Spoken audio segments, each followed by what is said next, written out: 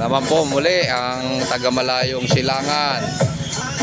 Nagbubuo na po sila ng ating gagamiting tent upang sa ganon umulan man meron po tayong masisilungan. Dito po yan sa terminal.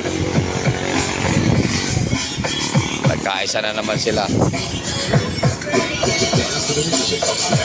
Magagaling po to, mabibilis to kumilos.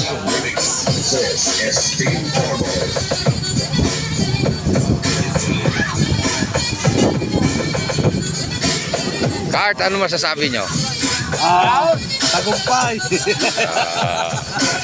Julius, ikaw? Malinaw na malinaw ako.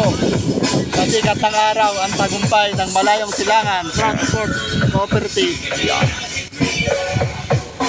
Si Bison nagbubuhat to. Oh, siyempre.